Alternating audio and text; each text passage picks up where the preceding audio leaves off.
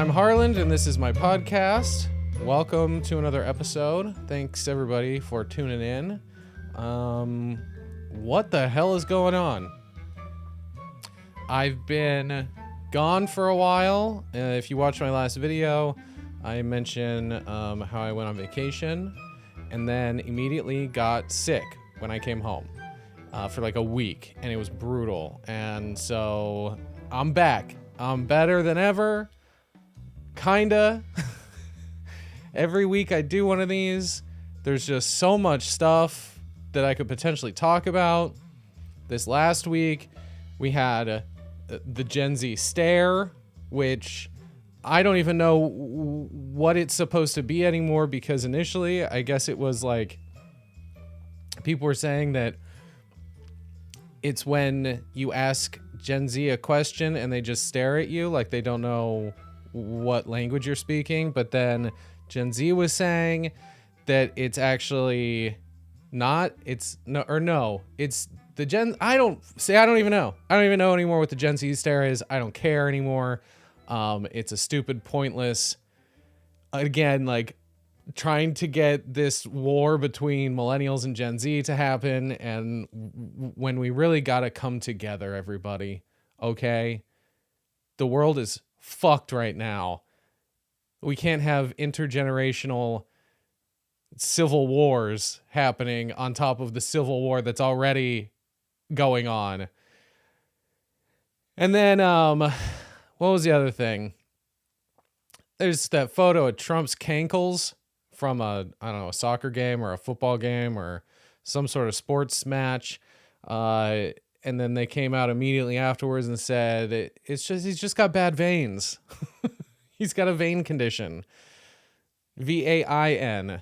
And so people are speculating that it's probably congenital heart failure or kidney disease, which we can only hope, baby. And then also, what else happened? Coldplay accidentally outed a couple of cheaters. Well, one cheater, because I guess the lady was divorced. And the other guy was a CEO of a company called Astronomer. When I saw the headline, I thought that it was... I mistook it as it was an astronaut who had cheated at a Coldplay concert. Not that, totally different industry and career path. That all happened, and then the Epstein stuff, the Epstein file that did it exist and now it doesn't, and now there's evidence that Trump drew some titties on a cocktail napkin or something that's addressed to Epstein. So much stuff happening. If I was recording this about 5 years ago, this would be a cold beer, and it would be extremely necessary for everything that's been going on since I've been away. How does that sound on audio? Does that sound good? A little glug glug glug, a little chug jug sound effect. So I didn't want to talk about any of that stuff this week because there was something else. How do you choose? How do you choose what thing to talk about? What horrible, awful thing to talk about? Which I'm learning that's what this podcast is just me talking about horrible, awful things that happen in the world. But not always. The thing I took notes on and wanted to talk about was, what does the word performative mean anymore? I feel like it's lost all meaning in the discourse because it's getting thrown around really fucking loosely now. And the most recent thing was, I don't know if anybody saw it. I'll put it on the screen for all the people that are watching this on YouTube. The Brooklyn line cook. Is anybody familiar with this guy? I don't know how I ended up on that side of the internet, but there's a line cook in Brooklyn who started making content just showing off the family meals that are prepared before service. And they're relatively boring. There's not much to them, it's just literally him showing you random pieces of food that the restaurant he works at has that he's eating, and then the kind of cigarettes he's smoking and the kind of coffee he's drinking, and it's all in quarts, right? The plastic quart jugs. And he's always got a Sharpie in his collar, and unremarkable to me. But for whatever reason, people online started calling him performative and commenting shit like, oh, when I watched The Bear one time and that he's like cosplaying as a chef, but like he is a line cook. Like the Sharpie is not an accessory. It's a thing he needs to write on the little pieces of masking tape all day. And that's literally what those guys look like. I don't understand. You know, more people need to work fucking service jobs, dude. Whether it's retail, whether it's in a restaurant, even in a cafe. I'll take that at this point, man. Because a lot of you have no fucking idea about like work culture in service jobs and the kinds of people that each sort of category attracts. Like I've never worked on an actual line as a cook, but I've worked in restaurants or like upscale cafes that had restaurant food. I don't want to call it a full-on restaurant because it was a bakery too. And I worked with people just like that guy with the Sharpie, with the apron, the smock, whatever it is, with those ugly comfort shoes. That doesn't sound right. Comfort shoes. It's like safety blanket. It's not the same. You know what I'm talking about. The non-slip shoes, the bandana over the head, the whole deal. I've worked with people like that and they're just like that guy. Like you guys need to get jobs. You need to work in service. One, just to meet people, more people that you normally wouldn't ever hang out with outside of that job. The amount of people that I've made friends with and worked alongside and become friends with who I had nothing in common were some of the most important, formative relationships I've ever had. And it's all because I worked at these places where it's a mishmash of different individuals and different personalities. You need to do that for that purpose, but also so that you all know how to treat these people when you go patron the places they work. Because maybe, the Gen Z stare thing, whether it's about asking a stupid question or not, how you react in that situation can be informed by working in that job. Getting asked stupid questions sucks, but man, is it character building. The amount of times I worked at a Cold Stone Creamery for a couple of years when I was like 17 or 18. Shout out to all the Cold Stone visor wearing, song singing ice cream slingers out there. What's up? You're in a special club. But the amount of times that I got asked, so okay, they had, if you're not familiar with Cold Stone Creamery, they didn't have just like small, medium, large. It was like Starbucks, but more embarrassing, where there were 3 sizes, but it was like it, love it, gotta have it. I just gotta have this cream. But deductive reasoning, if you don't understand words, weird sizing,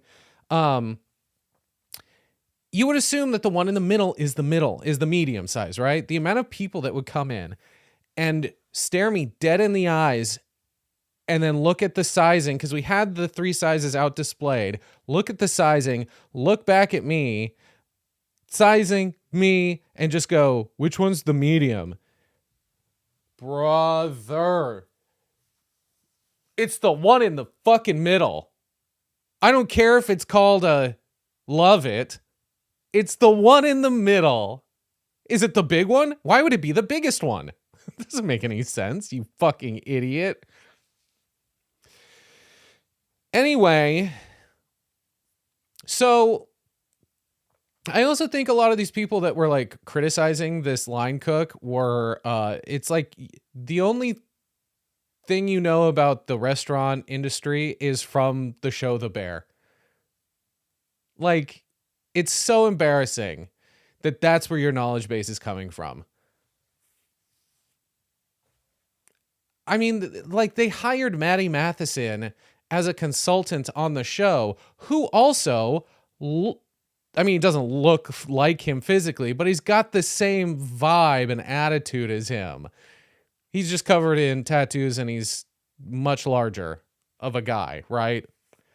But it's a similar vibe that they give off. Like, so it's not that he's pretending to, like, he's on the show. It's that the show is being influenced by that industry. Oh, God. And I mean, the bigger problem, I think, again, like the not the bigger problem, but the reason this got so much like attention and became a thing was the internet, social media is like constantly gatekeeping authenticity, to the point that like I don't even know what's authentic anymore. Like, and honestly, I don't even give a shit about it either. I don't care if it's authentic or not. You're choosing to dress like that, fucking cool, man. Cool. Do you? I just, and if it is genuinely authentic and the guy like isn't performing or whatever as an extra on The Bear, it gets shamed anyway. Just because it is perceived as like trying too hard or something. I don't get it. I don't get it, man. It's like the cringe, the people being so embarrassed about like being cringy or performing. Cause like this is bled over too into just the way that like, I think in general, men have started to dress with like the barrel jeans and carrying around the green matcha. I mean, I've seen videos and tweets and shit of people taking photos of people in public without their knowledge, which, hey, don't do that. Especially if you're just going to fucking talk shit about strangers too. Not very cool. But like reading in public, people making fun of like guys reading in public or wearing choker necklaces when like, I thought we were trying to break the stereotype and redefine what masculinity is, or that masculinity can be defined as fucking whatever you want, man. Now we're going to shame and make fun of these people and call them performative when they feel like dressing like that. And I think I've seen also the criticism that like the reason it's a problem is because they're dressing and doing those things just so they can pull women or whatever gender they think they will attract and are attracted to. And it's like men are problematic for a lot of reasons, but like, is this really one of them? Really? Like, what if they have a genuine interest in that, like, lifestyle? Why are we bullying them, essentially? I don't know, man. Also, how is it any different than, like, the stereotypical frat bro with a popped collar, with two popped collars, who's trying to attract the sorority sister, right? How is it any different than, like, 2000s vegan punks with a carabiner trying to attract other vegan punks, or the MySpace scene kids with the like shotgun blast, pink streaks in the hair, listening to the Locust. Like, as much as you are interested in that lifestyle or subculture or whatever, you want a partner or just, you know, a person that you maybe want to have sex with or maybe want to marry who's also into those things. So you're going to outwardly show and express that, right? Trying to be relatable to other human beings is now performative and cringe. It's so stupid. It's fucking dumb, dude. Like, every era has a look. Every subculture has a look. I think it just feels more obvious now because of social media trends that move so fast, you know? But we can't keep calling every fucking thing, everything performative. We gotta stop. And I'm gonna be honest with you, everything is performative. I've mentioned Irving Goffman in like past videos. His book, The Preservation of Self in Everyday Life, where he talks about how we're all performing. Like when we're in public, we act one way. When we're at home, we act another way. When we're here, when we're there, we're always acting differently for different purposes. But neither one is more real than the other. You know, every time you getting on the internet, you are performing.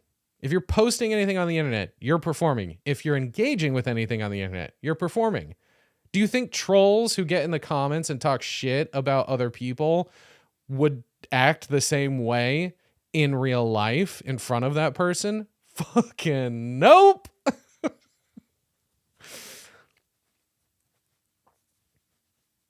This is a performance. This is a portion of the real me, my opinions, but it's not fully me. I contain multitudes. You don't fucking know me. So, like, I don't know. I think that people like the again, this just reminds me of like trends too, of like, fuck, don't perceive me. I don't want to be perceived. It's like a perception of being self-aware, of someone being self-aware. You know, you're projecting it onto these guys because they've got the male manipulator outfit on or whatever the fuck. And I don't understand, like, what's the problem with wearing the baggy jeans or wearing stuff that other people find attractive, like clothing that other people find attractive, or reading like thoughtful, intellectual books, right? Like, I assume many women do want a guy who reads some feminist theory and has an understanding of the female experience, or the queer experience or whatever it is, and wears clothes that they think are cute, and also orders the same kind of drink as them. There's something adorable about that, right? There's something somewhat romantic about that. For so long, women in general have been asking that men do their own fucking research and read a book every once in a while. And now when some of them see men reading books on the subway or whatever, they're calling the fucking performative. Or men, I mean, men also call out those guys as being fucking performative. You're just doing that for women. It's like, yeah. So who's getting laid out of the two of us? Probably the guy that's reading bell hooks. I think some of the people that are upset about the whole, like, anybody, not just men too, I want to be clear, anybody that's like is perceived as being performative, like, they don't want them to know that doing those things makes them attractive. What's that? Isn't there a One Direction song? You don't know you're beautiful, and that's what makes you beautiful. Fucking the last person you'd probably expect to quote One Direction. But there's like this illusion of authenticity that people are always putting on, even like with casual Instagram use, you know, it's fake. It's all fake. People made a conscious decision to post that video or take that photo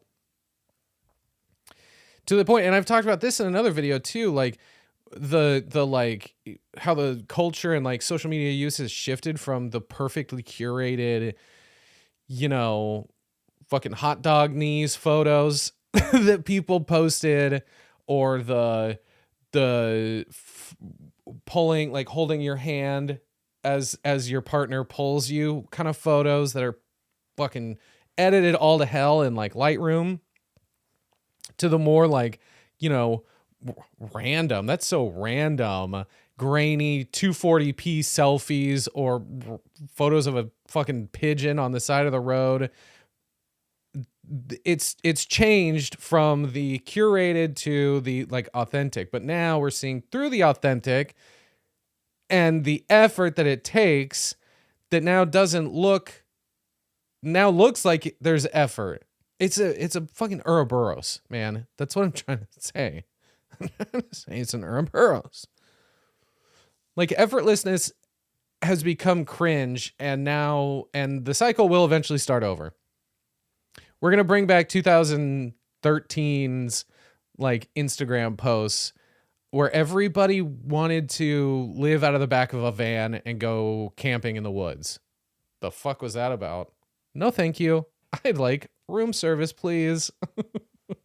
It's not, I don't think that it's bad to try hard, but hyper focusing on anything that even appears so is what's bad, especially when it's not someone trying hard. You know what all these people sound like? They sound like Holden Caulfield. You fucking phony. You sound like the guy from the book that is a red flag that men read, that then you don't date based on one book that they read.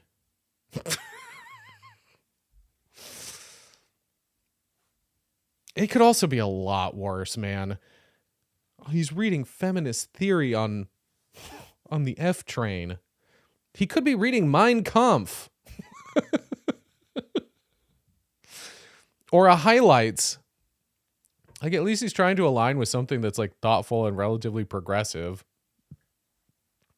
regardless of if it's performative. I don't care. If there was a woman that was reading, I don't know, man, well, fucking Tom Robbins, because that's one of my favorite authors, on a bus, I wouldn't look at that and go, pretty performative. How many people read Tom Robbins? She must know it's my favorite author. She's just doing it to get my attention. How fucking narcissistic and psychotic, dude.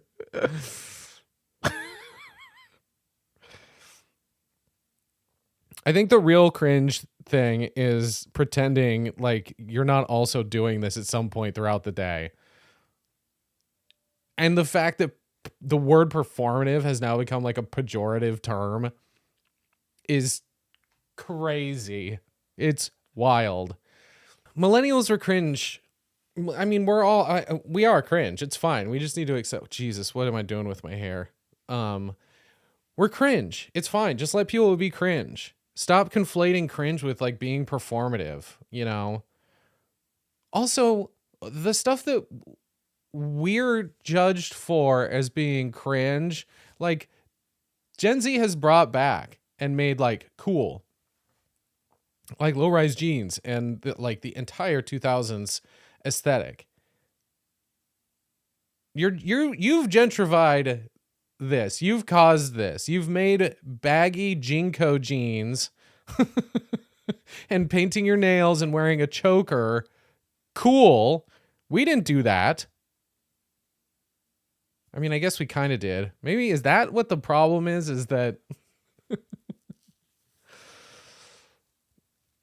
you think we're biting your style when it's really you biting our style? I don't know, man. I'm an idiot.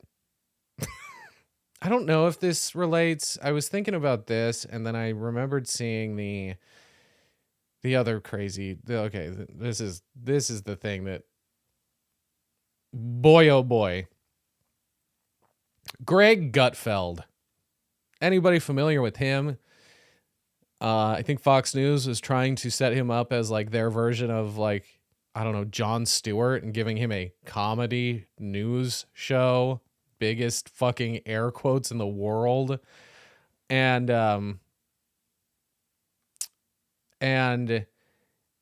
so his show is like the right-wing version of, the Daily Show, that's generous. I think that's even generous. He should be doing that show on fucking YouTube next to Ben Shapiro.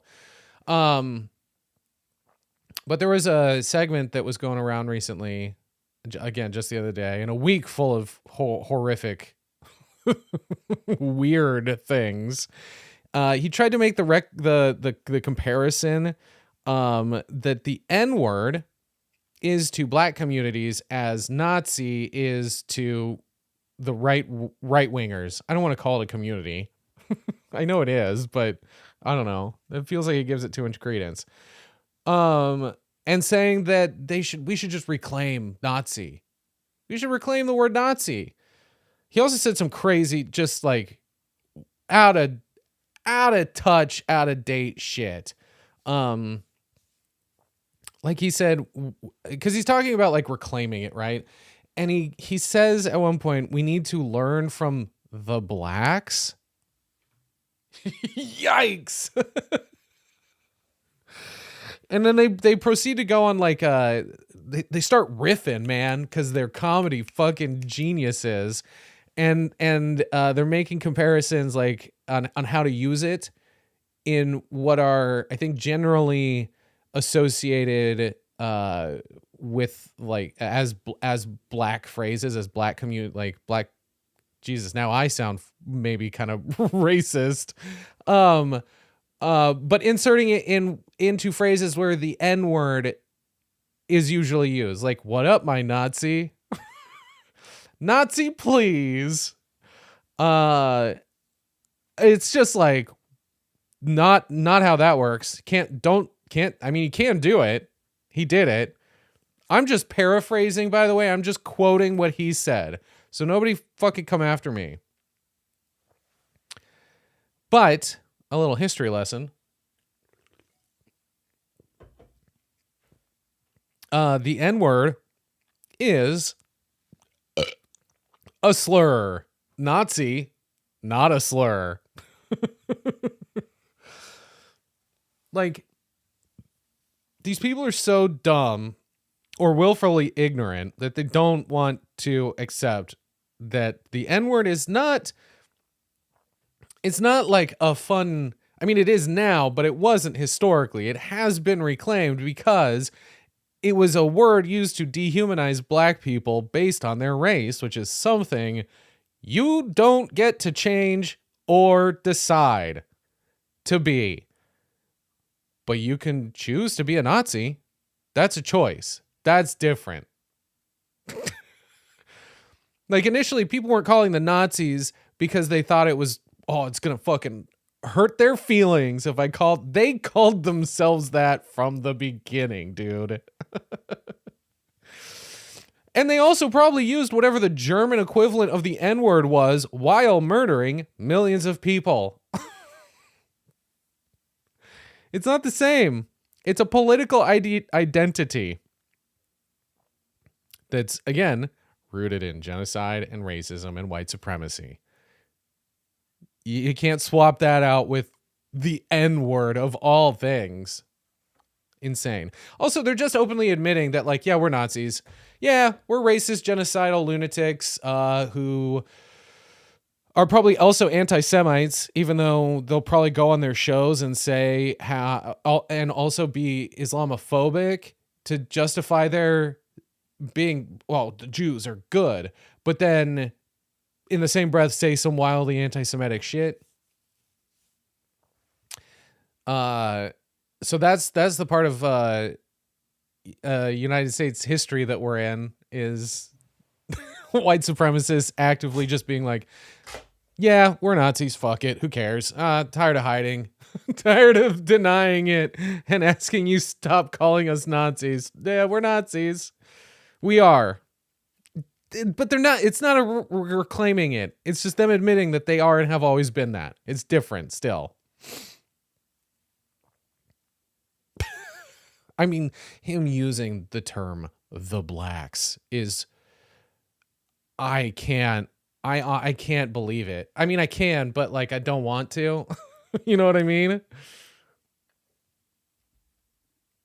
It's like calling somebody, it's like calling like the LGBTQ community just, or a gay person, or because it's not even really about, it doesn't even address the humanity, like that there is a person, right, who has these characteristics. It would be like saying the gays, but like in that tone, you know what I mean? Like instead of saying, oh, that person, they're Jewish, it'd be like, yeah, they're a Jew. It'd be like, it's like that. You can't do that. Don't do that. And again, this is a hyperbolic scenario to prove to prove a point.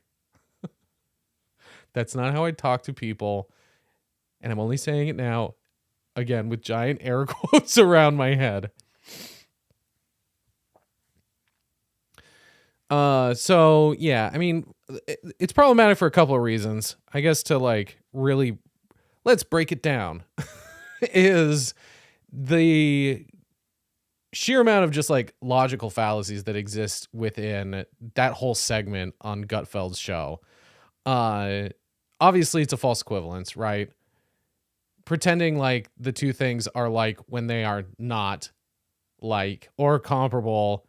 I mean, it's also kind of like trying to, in a way, like erase history, specifically around like what the term Nazi is, like what a Nazi is, by misrepresenting them. And like, it's just, there's so many things, all in service of like a punchline that's edgy but unfunny. And again, even that is in service of like fucking owning the libs. This is gonna piss off the libs, dude, if I say what up, my Nazi.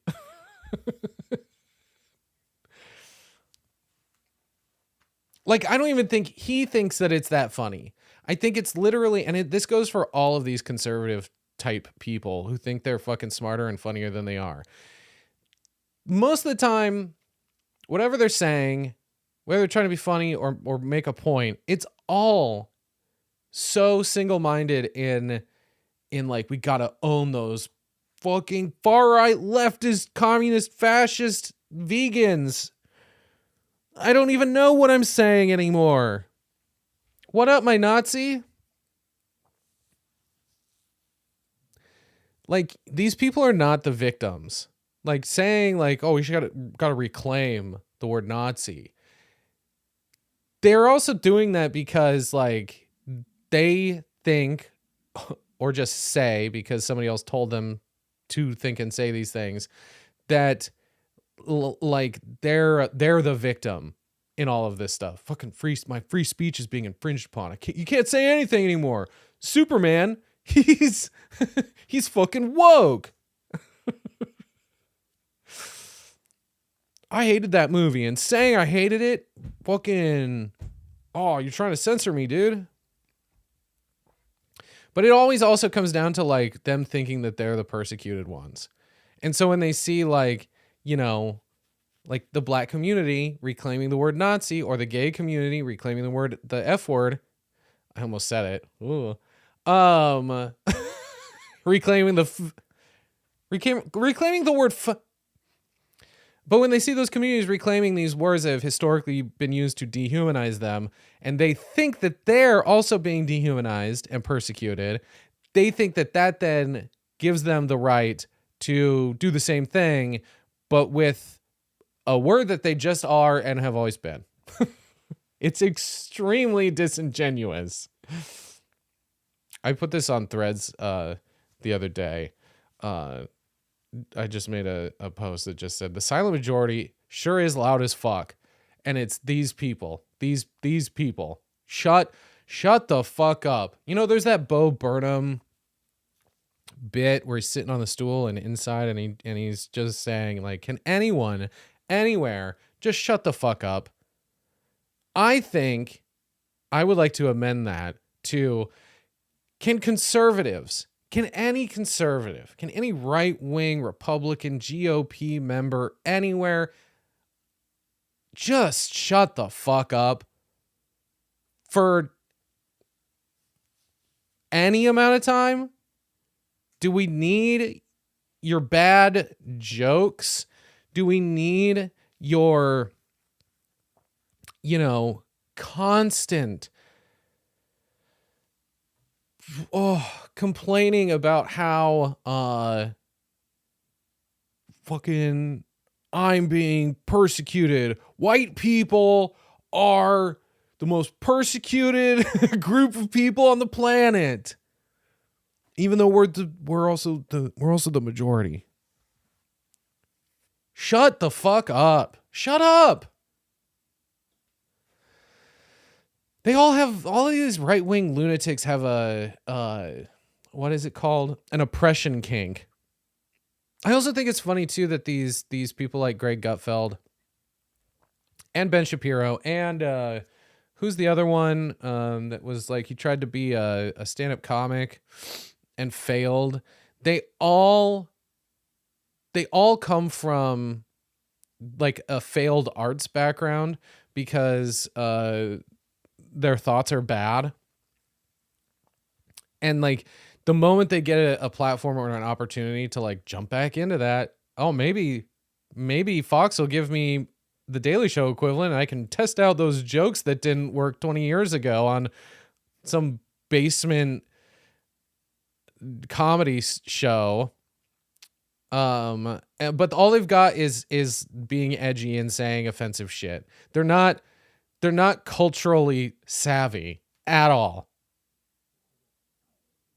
So I just think it happens time and time again. These people were rejected by whatever they would have preferred to be doing. And now it's just a grift. It's just co-opting the power of linguistics from a group that Greg, I'm a Nazi, Gutfeld doesn't respect or understand or care to understand. Like, they're not reclaiming anything. He's just revealing how out of touch and bitter he is. Because he knows deep down that he's not an oppressed person. He knows that. They all do. They're just assholes. Those were kind of all the things I wanted to talk about. I had way more notes that made this look like it was going to be a longer episode, but I am hungry, so maybe it is time for me to just go. Oh, I didn't even check to see if I had any questions. Hang on, let me pause the recording. I almost forgot. I have this question thing that you can go submit questions and suggest content that I look at or topics to discuss. So I'm going to go through some of those really quick. I just skimmed over them. There's a couple in here that stand out to me. The first being this from Anonymous, for reasons that will become obvious. On my 23rd birthday, I hooked up with a guy named Beef. Hell yeah, dude. Guy sounds awesome.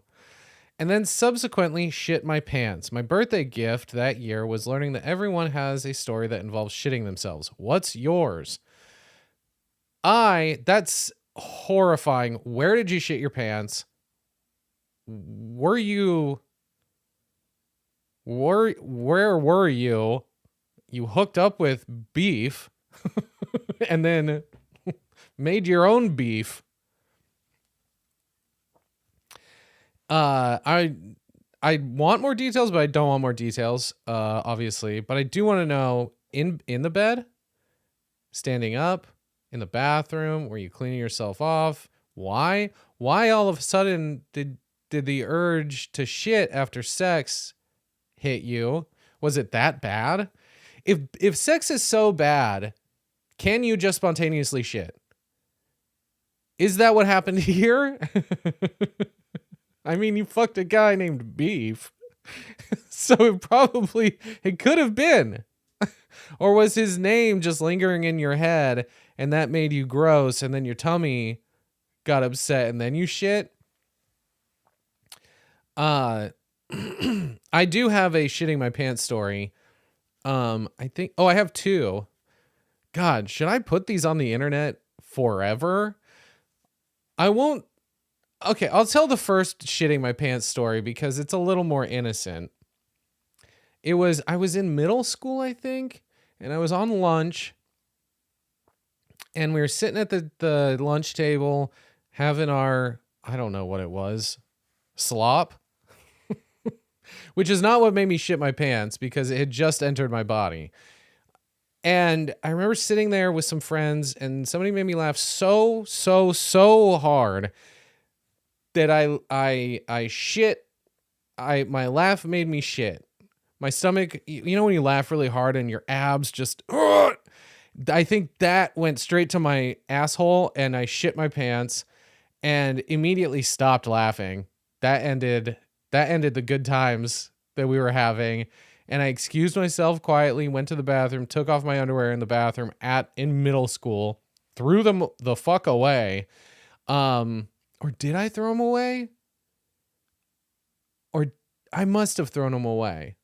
That or God, being this old, I think this is what dementia feels like. I feel like maybe I took them home for some reason and hid them and washed them maybe, or I threw them out at home. I don't remember, but I had to wear, I had to go, what's it called? Commando the rest of the day, which is like, I guess it's only 2 more classes, until I got home. And I think that maybe was the beginning of my aversion to not wearing underwear all the time. I don't know. I don't understand people who can wear no underwear with their pants. It feels awful. Feels bad, man. So that was the first time I remember shitting my pants. I'm sure I shit my pants before that when I was even younger because I don't know if you guys know this, but I used to be a toddler and I used to be a baby who shit probably all the time. I mean, definitely all the time, not probably. What a crazy, insane thing to say. So that's my shitting my pants story. I'm not going to tell you the other one because it's kind of embarrassing. And I was much, much older. It's been over a decade since that one. So I was in my 20s. But I guess it's been maybe like 14 years. I feel like I was like 24 the last time I shit my pants like that. Anyway, I'm not going to tell you about that one yet. Ask me again in 6 months. Maybe I'll forget about this episode and I'll tell you about me shitting my pants 14 years ago. What's another question here? Did I have a Tumblr? Yes, I did. I had multiple Tumblrs. I didn't use it enough to stay up on the Tumblr lore and the trending Tumblr trends that were happening. There were like Tumblr power users, and I could never understand how you figure out who to follow on there, because there wasn't like a great way to figure out like what were the ones you should follow. I just posted pretty pictures that I found. I can't remember. It had some embarrassing name that I do remember, but I do not want to say out loud either because that's just as embarrassing as the most recent time that I shit my pants. So, but I had multiple Tumblrs and I just like tried to curate like a cool, basically like before Pinterest was a thing, create like a mood board of like moody images, moody, cool photos, man, and hot babes but like artfully done. You know what I mean? That was my Tumblr career. Embarrassing. Let's see. Some of these are really long, and I'm sorry. I didn't I almost say screen. I didn't screen these beforehand, so I'm not gonna read these all out loud. Has anyone ever told you that you look like a mix between Matt Damon and Eldon Henson and maybe Chris Pine? I don't know who Eldon Henson is. As I've gotten older, the Matt Damon thing makes more sense. I've gotten Chris Pine in the past. Thank you, Simone. Yeah, I think I have generic white guy face. I have square head, white guy face. So you can superimpose pretty much any celebrity that's a white man with this head shape, and I'm gonna look like him. I don't know if I would say, it's my superpower, looking like average white men. But it's a compliment. I like Chris Pine. He's a pretty cool guy. He seems chill. I want his whole wardrobe, which I feel like I've said in one of these videos or probably not on a podcast episode, but I know I've said it on the internet somewhere.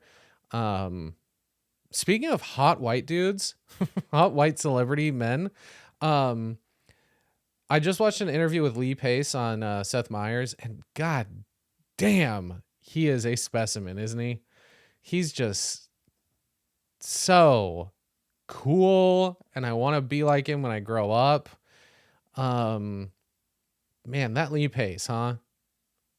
What a way to end this podcast. Me fawning over Lee Pace. Well, I hoped you enjoyed this, and I hope I didn't sound like a total moron talking about, performative men, and trying to reclaim the N-word for white people, for Greg Gutfeld. Thanks again for sticking around and listening to me yap for just under an hour. I am working on another video right now that'll be about my sobriety again. I found another way to kind of talk about that. It's been a minute, and it's also, I've been sober for like 5 years. So maybe it'll be kind of like, it'll be an early sober anniversary video. I'm talking to another creator to try and figure out if maybe they want to jump on and chat. But man, am I bad at OBS and figuring out how to record two sources of video and audio on basically a video call. But I will figure it out, and hopefully we can make that happen. I started a few weeks ago, and I just took another look at it. So I'm getting through it a little bit, trying to formulate what the fuck the point of it is. You know what I mean? What the fuck? What's the point of any of this stuff? So thanks to everybody that watched the last video. Make sure if you are watching them, make sure you share them. Tag me and stuff. It really helps the channel out to get other people aware that I'm doing stuff. In that weird place, in that weird just under 50,000 subscriber hell.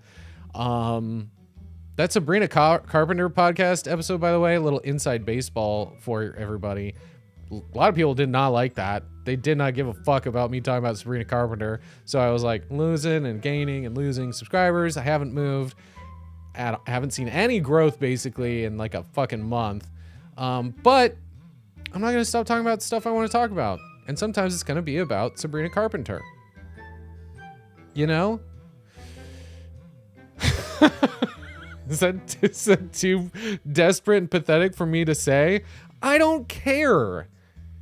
Thanks so much for listening. If you're just listening to the audio, thanks so much for watching on YouTube. And I don't think I've come up with a way to end the podcast episodes besides saying I love you. And these will never be consistent.